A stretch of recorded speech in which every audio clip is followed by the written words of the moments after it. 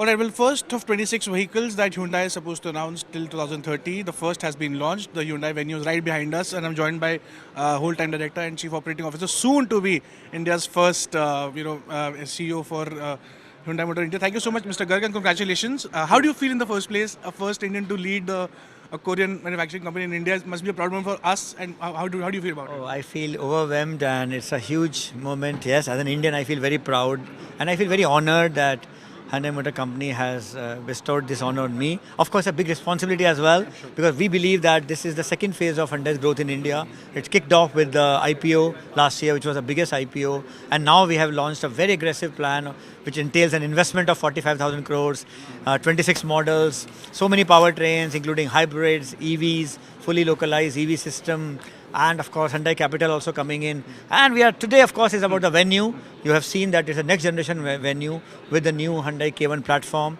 which is much safer. 71% hot stamping and high strength steel has been used. Of course, CCNC infotainment, 12.3 inch plus 12.3 inch cluster as well, digital cluster. It is much more wider, the car, the taller, as well as the longer wheelbase. So I think the car has everything. It has safety, it has the boldness, it has the infotainment, it has the features. ADAS level 2 has been introduced with 16 features. So it has everything. And of course, the killer price, 789,900.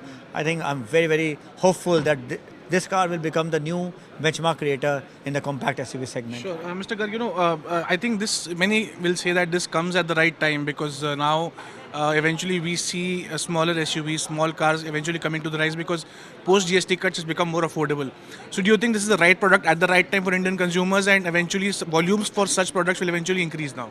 Absolutely. In fact, I think a few days back, some independent research was done post GST cut, and very clearly customers have said that they want to elevate from hatches to SUVs, and they are going for higher trims. They want more features. The car is fully loaded with so many features. Hyundai has been known to really give tech heavy and feature heavy cars. So I think this is a great opportunity, and the pricing 789,900.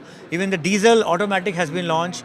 So I think we are very excited. We believe that in this big compact SUV segment, when you can gain instant volumes, even currently we are doing about 9,000 in the domestic market, 600 per month in the export market. I think there's a clear upside of about 20% to the venue volumes here. All right. Of course, I'm going to ask you, when the GST cuts were announced, what was the reaction on the ground for Hyundai dealerships, and how much volumes did you manage to garner, and what were the hot selling products that eventually made up such volumes, sir? Look, we were very excited and we're very thankful to the Honorable Prime Minister for really bringing in the GST 2.0 reforms.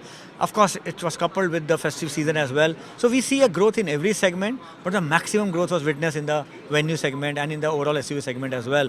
Very clearly, the customers, suppose earlier, before GST also, customer had the same 10 lakh rupees. After GST also, he had the same 10 lakh rupees. But now, he can buy a better car, he can buy an SUV, he can buy a better trim. I think this was clearly evident during festival season, and I think this is going to be a trend going forward when customers are going to upgrade to higher trims. Customers are wanting to have more and more compact SUVs because in the same price, they can get much more value. All right, and last two questions now, sir. 26 new models being planned for till 2030. Different hybrid trains, of course. Korea is known to have great powertrains in its Hyundai's core segment, sir. I want to ask you, which are the next few powertrains that we eventually focus on? Is it on EVs or hybrids or other flexible vehicles? What is the plan going forward for immediate times to come, sir? Look, if you see Hyundai, India's advantage is that we are a part of Hyundai Motor Group and we have access to all technologies. Of course, today, like I said, even today, at the entry level, we offer the customer petrol and CNG. Then venue onwards, we offer the customer petrol and diesel. Then we offer the electric as well. Of course, if you see next couple of years, the new technology which is going to make waves for us in terms of is a fully dedicated EV, which we are going to launch in 2027. We are looking at localization as well. If you see, the battery packs have already been localized. We already announced the collaboration with a local Indian partner for cell manufacturing. So I think we are very excited. We are working on the charging infrastructure as well. So in the next 2 years, petrol, CNG, diesel, and of course EVs are going to play a very, very important role for Hyundai. All right, last question now. Finally, when we see a huge amount of products being rolled out from the stable of Hyundai. I want to ask you, the first half of this year saw a degrowth of about 1.5 to 1% odd. Now second half, everybody is very bullish on the sector.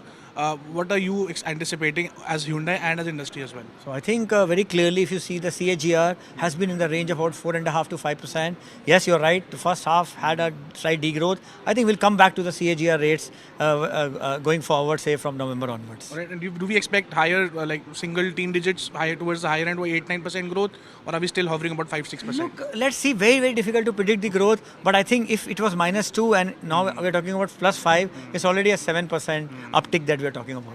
All right, Mr. Garg, thank you so much for joining us at Business Today. Well, that was Tarun Garg speaking to Business Today on the new launches and, of course, how the company plans to get in more powertrains in years to come. With camera person Ajay, this is Chetan Bhutani for Business Today.